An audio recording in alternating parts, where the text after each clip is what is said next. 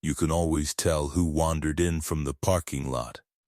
Amanda Whitmore's laugh cut across the ballroom. She pointed at Alexander Villarreal, the only Filipino face in a sea of white tuxedos. Alex stood still. He said nothing. 40 minutes later, a 4-star general would walk through those doors and salute him in front of 300 of the most powerful people in Washington. Before we go further, type 777 in the comments and tell us where you're watching from. If you've ever watched someone get exactly what their cruelty earned them, like this video and subscribe, you won't want to miss how this one ends. The Whitmore estate sat on 11 acres outside McLean, Virginia, behind iron gates and a driveway lined with dogwoods just beginning to bloom. Tonight was the annual Whitmore Foundation Gala, the kind of event where the guest list mattered more than the invitation itself. Senators, lobbyists, defense executives, the sort of people who shaped policy over champagne and never raised their voices above a practiced murmur. Amanda Whitmore moved through her own ballroom like a woman conducting an orchestra only she could hear. Diamonds at her throat, a gown the color of good news, a laugh that carried exactly as far as she wanted it to. Her husband Richard ran Whitmore Defense Technologies, a company with $2.5 billion in active contracts with the Department of Defense. When Richard spoke, men leaned in. When he paused, they waited. At 7:38, a plain black sedan pulled up to the valet stand. Not a town car with flags, not an escort, just a sedan. Alexander Villarreal stepped out, tall, unhurried, in a well-fitted but unremarkable navy suit. No cufflinks, no watch that announced anything. He thanked the valet quietly and walked in alone. In his breast pocket, wrapped in a handkerchief his mother had embroidered decades ago, he carried a small brass button, one of the few things that had survived his father's uniform from the war, back when Filipino soldiers fought and bled beside American forces and were promised, and later denied, the recognition owed to them. His father had pressed it into his hand the week he left for officer training. "Stand your ground quietly, Anak," his father had told him. Loud men mistake silence for surrender. Don't let them mistake you. Alex had carried that lesson through 30 years in rooms far colder than this ballroom. He found a spot near a tall window, picked up a glass of water instead of champagne, and watched the room the way a man watches a room he has already read the briefing on.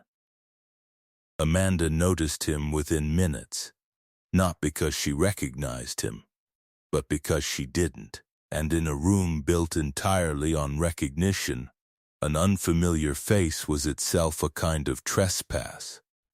"Who is that?" she asked the woman beside her. A shrug was the only answer. Amanda set down her glass, smoothed her gown, and crossed the ballroom with 2 women trailing in her wake. Alex saw her coming. His shoulders didn't tighten. He set his water down on the windowsill and waited, feet apart, hands relaxed. "I can always tell who wandered in from the parking lot," Amanda said, loud enough for the small circle nearby to hear. Alex met her eyes. "Good evening." That's not an answer. It wasn't meant to be one.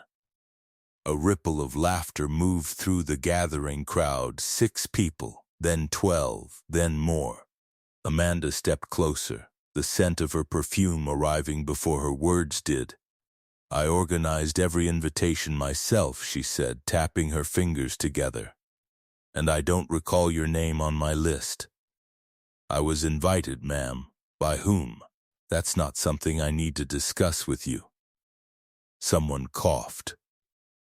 A man in gray took half a step back, the way people do when they sense weather changing.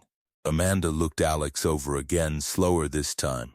"That suit," she said, as though naming a stain. Did they run out of the good ones at the rental counter? Laughter, sharper now. Alex's expression didn't move. He had heard worse in rooms with far higher stakes than this one. Let me guess. Amanda continued, warming to her audience. You heard there'd be a free dinner, thought you'd shake a few hands, take a few photos, tell your friends you rubbed elbows with people who matter. She spread her arms, performing now.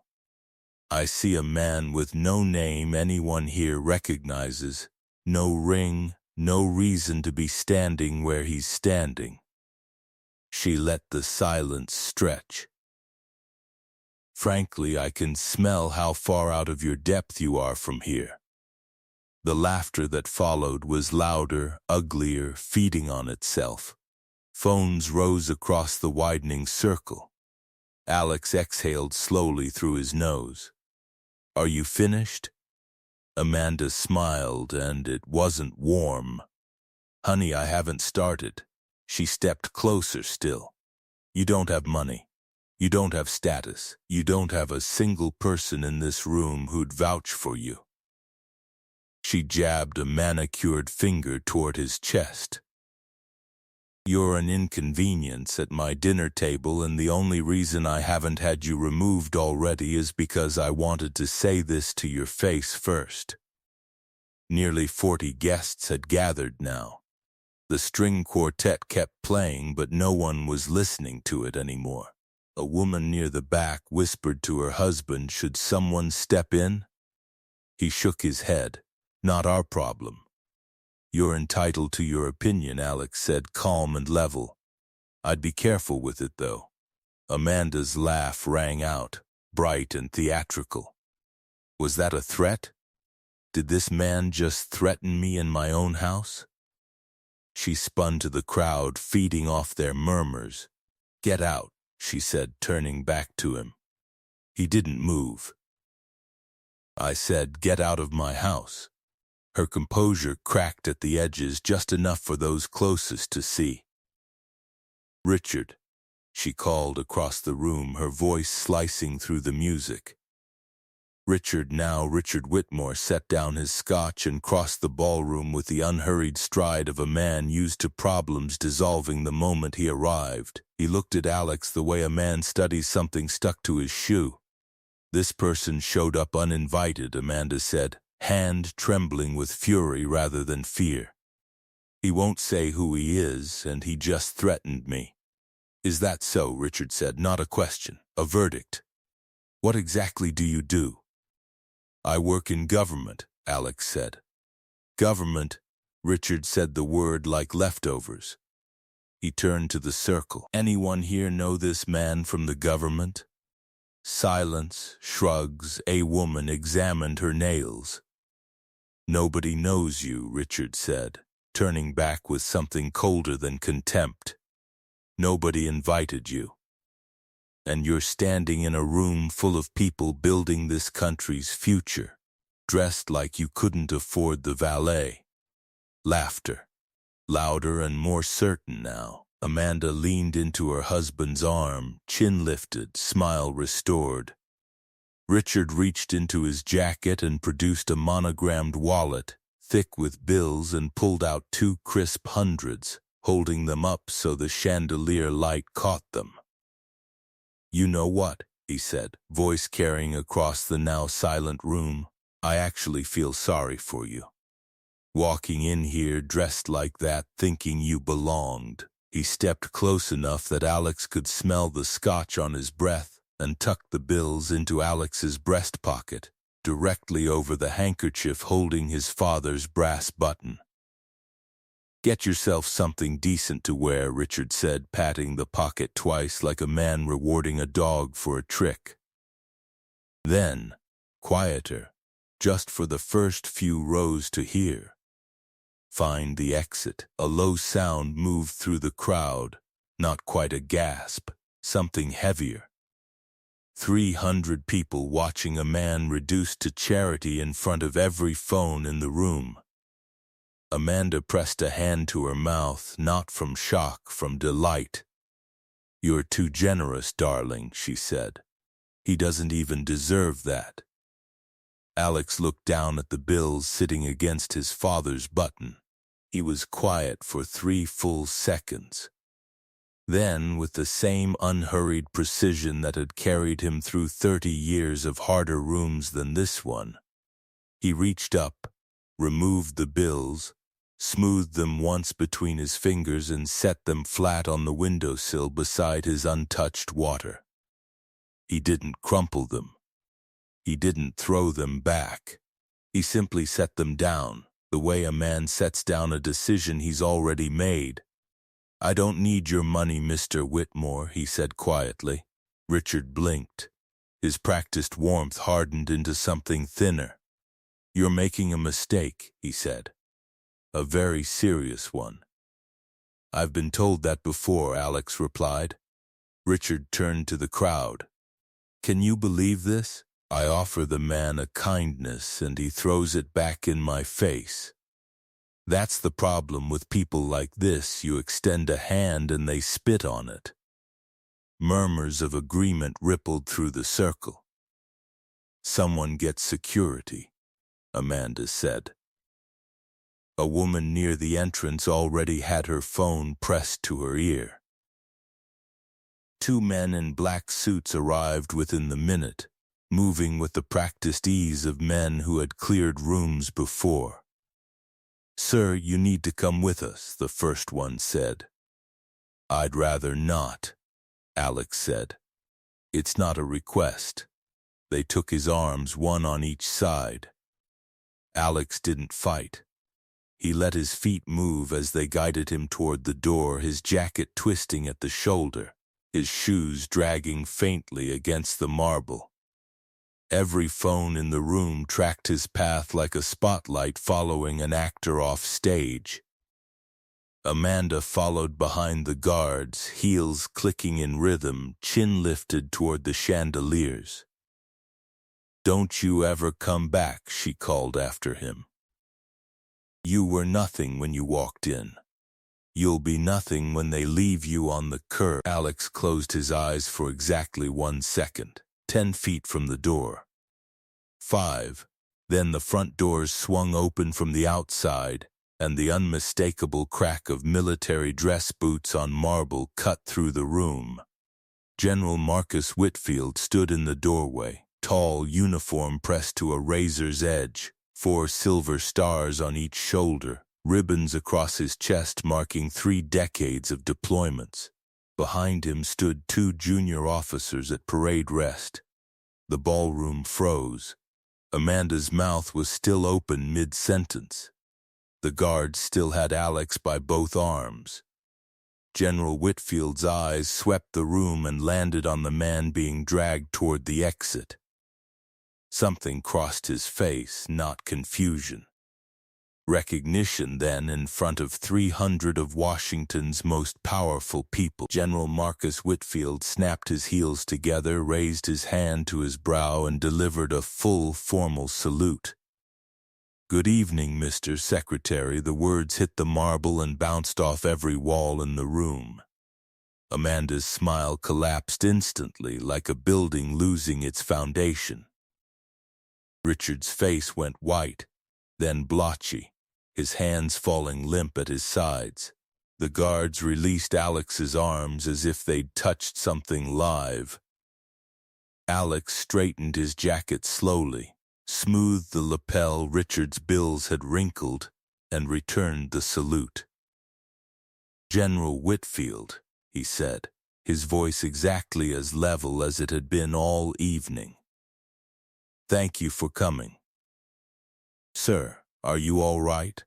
the general asked, and the barely restrained anger beneath those 5 words told the room everything it needed to know. Because Alexander Villarreal was not a random guest. Alexander Villarreal was Secretary of Defense of the United States, the man who authorized the country's largest military contracts, who sat in the Situation Room, who oversaw a budget larger than most nations' entire economies. And Amanda Whitmore had told him he smelled like he didn't belong. and Richard Whitmore had stuffed cash into his pocket like a tip, and their security had dragged him across their own ballroom floor while 300 guests filmed and laughed. The sound that moved through the crowd now wasn't laughter. It was the sound of 300 people realizing, all at once, exactly what they had just witnessed. I had no idea, Amanda stammered, hand pressed to her chest.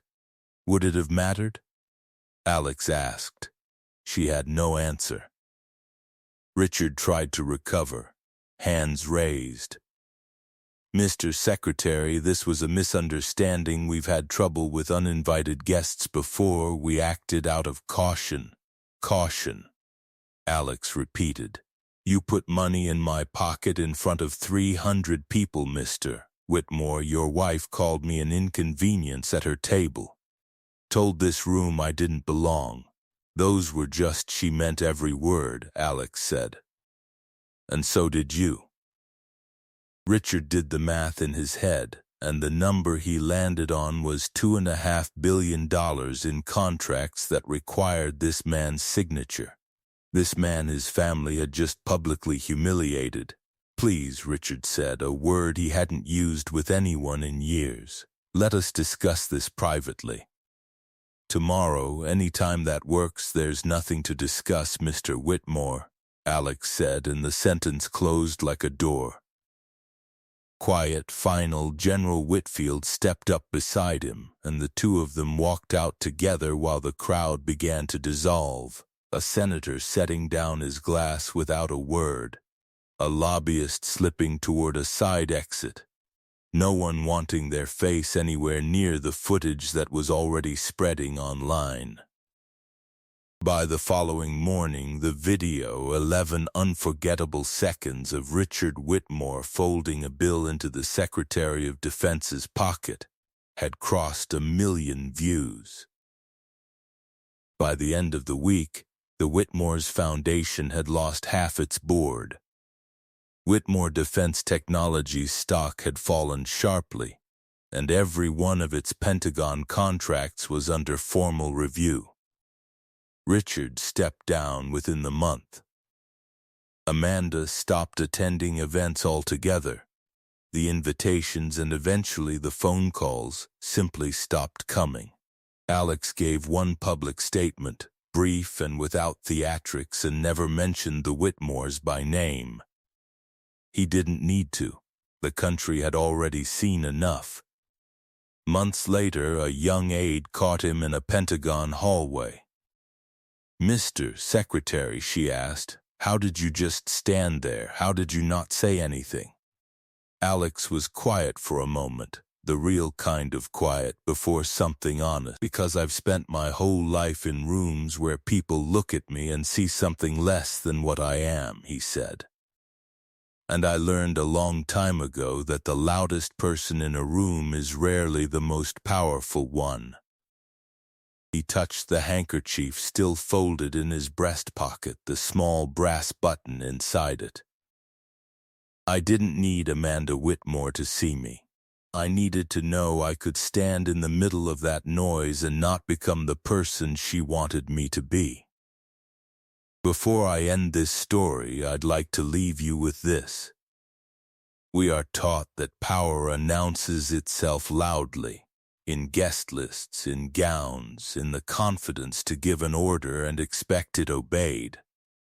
But real power has never needed permission to stand quietly in a room. It simply waits, unbothered, for the truth to arrive. You cannot always know, from a single glance, who is standing in front of you. But you can always choose how you treat them before you find out. If this story moved you, drop your answer below. Would you have said something or stayed quiet? Share it with someone who needs it today. Like this video, subscribe, and we'll see you in the next story.